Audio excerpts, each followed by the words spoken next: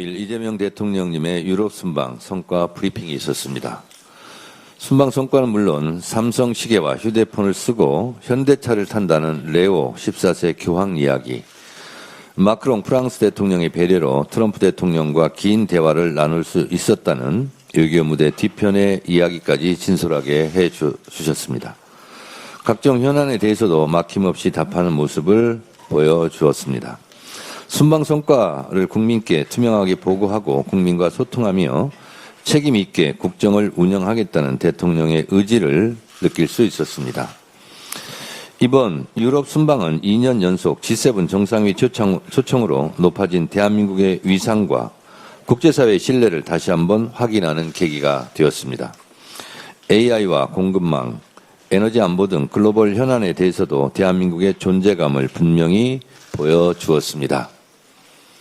제가 몇 번 말씀드렸지만 전임 대통령이 외국 순방을 나갈 때는 불안했었는데 이재명 대통령이 외국 순방에 나갈 때는 무슨 성과를 내고 올까 기대를 많이 하는데 이번에도 많은 성과를 냈습니다. 이재명 대통령은 G7 정상회의를 계기로 미국, 캐나다, 독일, 케냐 정상을 잇따라 만나며 경제안보 협력의 폭을 넓혔습니다. 트럼프 미국 대통령과는 조선산업을 포함한 호혜적 협력 방안을 논의하며 한미동맹의 중요성을 재확인했습니다. 카니 캐나다 총리와는 원유와 LNG, 핵심 광물 등 안정적 에너지 공급망 구축과 방산협력 확대의 뜻을 모았고, 메르츠 독일 총리와는 방산협력 모델을 함께 모색하며 올해 10월 방안을 계기로 협력을 보다 강화하기로 했습니다. 루토 케냐 대통령과는 우리 기업의 아프리카 진출 확대와 우리 국민 안전 권익 보호를 위한 협력을 강화하기로 했습니다. 앞서 이탈리아와는 중소기업 진출을 비롯하여 첨단, 과학기술, 문화 등 미래 협력 분야의 대폭 확대를 약속했고, EU와의 정상회담에서는 디지털 통상 협력과 초국가 범죄 대응 체계를 한 단계 발전시키는 성과를 거두었습니다.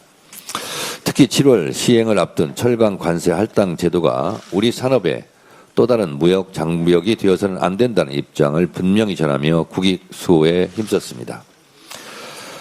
벨기에에서 이재명 대통령이 만난 해외 입양 동포들의 이야기도 기억에 남습니다. 타국에서 살아오며 겪어온 애환과 가족을 찾기 위한 간절함에 대한 말씀을 전해드리며 입양 동포에 대해 보다 세심한 제도적 지원이 필요하다는 점에 저도 깊이 공감했습니다. 이번 유럽 순방에서 제가 특별히 주목한 대목은 이재명 대통령의 한반도 평화에 대한 각별한 노력이었습니다. 교황을 만나서는 한국 방문과 함께 북한 방문 요청과 한반도 평화에 대한 역할을 강조했습니다. 만약 이재명 대통령의 요청대로 교황의 북한 방문이 성사된다면 꽉 막힌 남북관계 개선에 아주 큰 도움이 될 것입니다. 또한 이재명 대통령은 G7 만찬장에서 트럼프 대통령과 90분이 넘는 시간 동안 한반도 평화에 대한 속 깊은 대화를 했습니다. 문재인 대통령 때 4.27 판문점 선언과 9.19 군사 합의에 대한 여운이 짙게 남아있고, 트럼프 대통령과 김정은 국무위원장과의 역사적인 북미 정상회담의 벅찬 감동이 뇌리에 생생합니다. 멈춰있는 한반도 평화, 남북관계, 북미관계의 시계를 다시 돌아가게 할 수만 있다면 그것만으로도 이재명 대통령의 큰 업적이 아닐 수 없습니다. 북미 정상회담 시 선언했던 새로운 북미관계, 즉 북미 수교가 이루어진다면 한국은 미국의 오랜 친구, 북한은 미국의 새로운 친구가 됩니다. 만약 이렇게 된다면 종전선언이 이루어질 테고 각종 분단과 분열의 장벽이 제거될 것입니다. 제가 입이 닳도록 말하지만 우리는 수출로 먹고 사는 나라이고 대외 의존성이 높은 경제 구조이기 때문에 국제관계, 외교관계, 특히 한미관계, 남북관계가 제일 중요한 외교 문제이자 경제 문제입니다. 안보 문제입니다. 이재명 대통령의 지도력을 바탕으로 교황님과 트럼프 대통령의 한반도 평화 정착에 큰 진전이 있기를 진심으로 소망합니다. 평화를 위한 길은 따로 없습니다. 평화가 곧 길입니다. 우리는 5,000년을 함께 살고 70년을 헤어져 살았습니다. 남북이 지금 당장 통일되지 않더라도 남과 북, 남북이 서로 적대감을 누그러뜨리고 남북이 서로 대화하고 교류한다면 남과 북 모두의 이익이 됩니다. 싸우지 않고 서로 공존하고 싸우지 않고 서로 협력한다면 남과 북 구성원의 삶의 질 개선에 큰 도움이 될 것입니다. 멈춰선 개성공단이 다시 가동되고 막힌 금강산 관광의 길이 다시 열린다면 남과 북 경제 성장에도 큰 기여를 할 것입니다. 평화가 곧 경제입니다. 남과 북이 손잡고 평화의 길, 공존, 공생의 길, 경제 발전의 길로 나아가기를 대한민국 국민의 한 사람으로서도 진심으로 기원합니다. 평화가 국민 행복의 길입니다. 이재명 대통령께서 한반도 평화의 길에 큰 역할과 기여를 하시길 진심으로 바랍니다. 대한민국 외교의 진수는 바로 한미관계, 북미관계, 남북관계의 새 길을 여는 것입니다.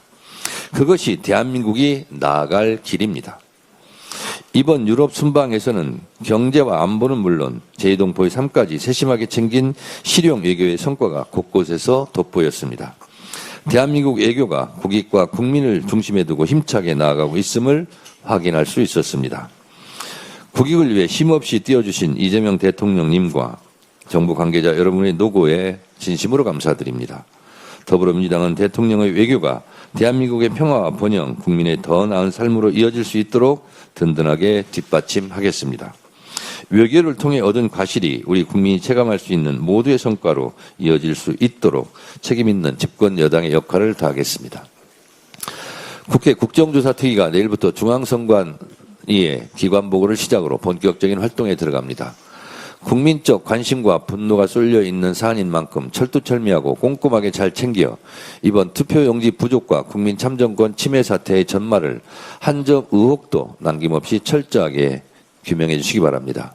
아울러 중앙선관위도 일말의 양심이 있다면 성찰과 자정 노력의 필요성에 공감하고 있다면 국회 국정조사 특위 활동에 적극 협조하기를 강력히 촉구합니다. 스스로 잘못을 깨우치고 바로잡지 못하는 조직은 결국 변혁의 대상이 될 수밖에 없음을 명심해야 할 것입니다. 이재명 대통령도 외부 감시와 견제를 받지 않는 중앙선관위의 구조 자체가 문제라고 지적하며 여야 간의 의견 일치가 된다면 원포인트 개헌이라도 해야 하지 않겠느냐고 말씀하셨습니다. 전적으로 동의합니다. 공정한 선거 관리는 우리 민주주의를 지탱하는 가장 큰 대들보입니다. 이번 투표용지 부족과 국민 참정권 침해 사태를 바로잡고 다시 신뢰받는 선거관리제도로 거듭날 수 있기 위해서는 할 수 있는 모든 방법을 다 강구해야 합니다. 국회 국정조사 특위도 이제 막 활동을 시작했지만 국민들께서 필요하다고 요구하시면 2차 국정조사도 특검도 원포인트 개헌도 그 무엇도 못할 것이 없습니다. 더불어민주당은 철저한 진상규명과 재발방지 대책 마련, 선거관리 제도 개선과 근본적인 선관위 개혁안 도출에 더욱 집중하겠습니다. 국민의힘도 더 이상 무책임한 정치 선동과 흑색 선전을 멈추고 사안의 본질로 돌아와 국민 참정권 수호에 더욱 전념해 주시길 강력히 촉구합니다. 국민의힘은 부정선거 음모론과 윤 어게인을 외치는 세력과 언제까지 같이 할 것인지 아니면 단절할 것인지 이번 국정조사 특위 활동을 통해 선명하게 보여주시기 바랍니다. 법원이 이화영 전 경기도 평화부지사 연어 술파티 의혹에 대해 위증이라는 판결을 내렸습니다. 참 안타깝고 이상한 판결입니다. 교도관이 조사 직후 두 사람에게서 술 냄새가 났고 술 한잔 했다는 말을 직접 들었다고 진술했음에도 법무부 특별점검팀이 2023년 5월 17일 수원지검 1313호 영상 녹화실에서 박상용 검사가 이전 부지사, 김 전 회장, 방용철 전 쌍방울 부의장과 함께 연어 회덮밥, 연어 초밥을 곁들인 저녁 식사를 했고 이 자리에서 김 전 회장이 종이컵에 소주를 마신 정황을 확인했다는 조사보고서를 작성했음에도 이를 유죄로 판단한 것입니다. 이것이 교도관의 진술, 음주에 대한 정황이 있다는 것을 보도한 언론입니다. 여기 보십시오. 이화영 술 한잔 했다고 해 교도관 진술이 검회유 감찰 근거. 이 나와 있지 않습니까, 이거? 분명히 이런 증언이 있고, 그리고 조작기소 국조특위에서 김동완 의원이 질의할 때 다 나와 있는 거 아닙니까? 근데 어찌하여 이것을 판결을 이렇게 합니까? 아무리 우리가 입버릇처럼 사법부의 판결을 존중한다. 이렇게 입버릇처럼 말하는 걸 했지만 이건 도저히 납득할 수 없고 도저히 어떻게 인정하기 어려운 판결을 이번에 내놓았습니다. 배심원들도 4대3으로 팽팽했는데 어떻게 이렇게 하죠? 저는 납득할 수 없습니다. 아니, 교도관들이 분명히 얘기하지 않습니까? 증언하고 있지 않습니까? 그리고 또 한 가지, 고검의 감찰이 증거로 채택되지 않는 그 경위에 대해서도 저는 납득할 수 없습니다. 고검에서 다 이걸 조사를 했는데 그 조사 결과는 왜 반영이 안 되는 거죠, 판결에? 이 부분도 한번 따져볼 일입니다. 술을 마셨는지 마시지 않았는지에 대한 직접 증거가 없으니 유죄라고 할 것이 아니라 실제로 음식물이 반입이 되었는지 그와 같은 정황들이 있었는지 법무부 조사보고서와 음식물 구입 내역을 살펴 판단을 해야 했음에도 유죄 판단을 한 법원의 깊은 유감을 표합니다. 항소심에서는 1심과 다른 판단이 나오기를 기대합니다. 감사합니다. 다음 한병도 원내대표의 발언입니다.